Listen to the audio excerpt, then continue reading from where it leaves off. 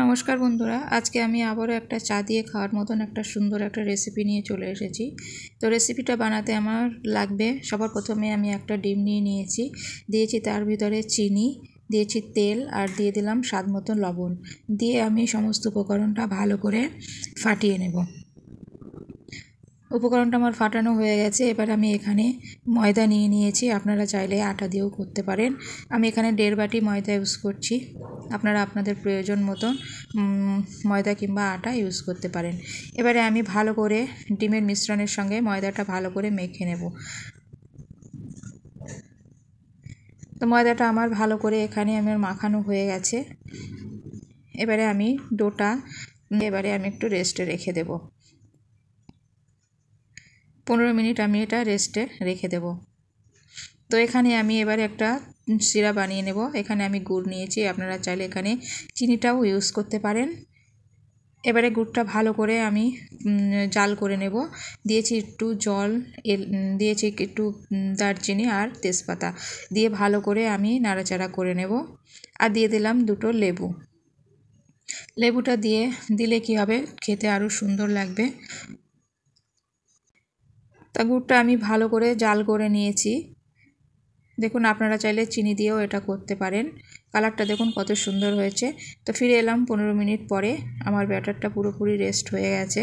এবারে আমি এটা একটা রুটির মতন বানিয়ে নেব। কিছুটা আটা ছড়িয়ে দিয়ে আমি ভালো করে বড় করে একটা রুটি বানিয়ে নেব।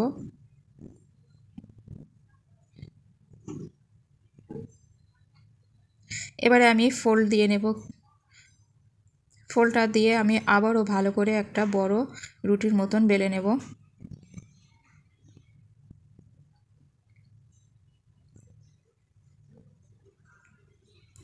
এবারে আমি এটা সুন্দর একটা শেপ করে কেটে নেব।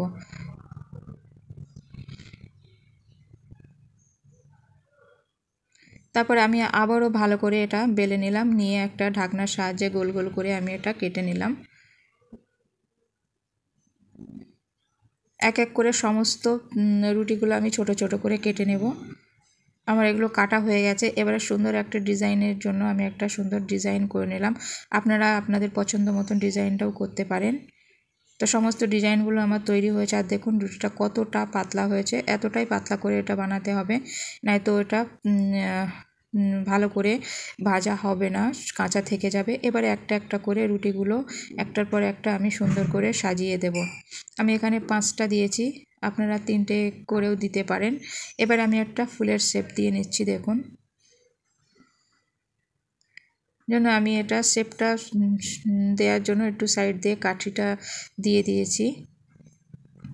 আপনারা আপনাদের পছন্দ মতন ডিজাইনও করতে পারেন। দেখুন কত সুন্দর হয়েছে।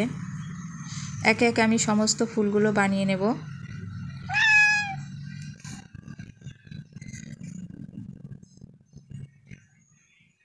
তো ফুলগুলো আমি একে একে বানিয়ে নিয়েছি, দেখতেই পাচ্ছেন কত সুন্দর হয়েছে। এবারে আমি হালকা গরম তেলে আমি এটাকে টাইম নিয়ে একটু ভেজে নেব। বেশি তাড়াহুড়ো করে ভাজলে হবে না, তাহলে ভিতরে কাঁচা থেকে যাবে।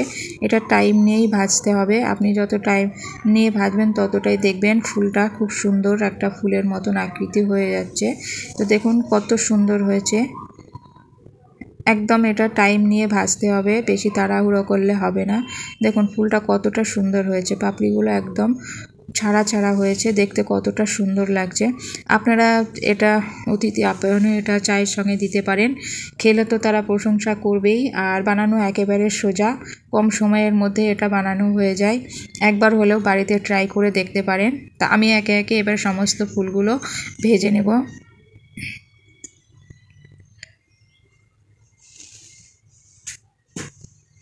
চা বসিয়ে এই রেসিপিটা আপনারা একবারও ট্রাই করে দেখতে পারেন, খেতে কিন্তু অসাধারণ লাগে।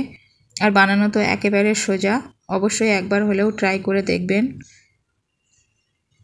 এবারে আমি কি করব, যে গুড়টা আমি জাল করে রেখেছিলাম তার ভিতরে একটা ফুল আমি দিয়ে দিয়েছি, দিয়ে গুড়টা আমি চারি সাইড দিয়ে ছড়িয়ে দিয়েছি। বেশিক্ষণ রাখা যাবে না, এটা গুড়টা ভিতরে দিয়েই এবার এটাও তুলে নিতে হবে। দেখুন কতটা সুন্দর হয়েছে দেখতে। খুব সোজা একটা রেসিপি, চা দিয়ে খাওয়ার মতন একটা সুন্দর রেসিপি।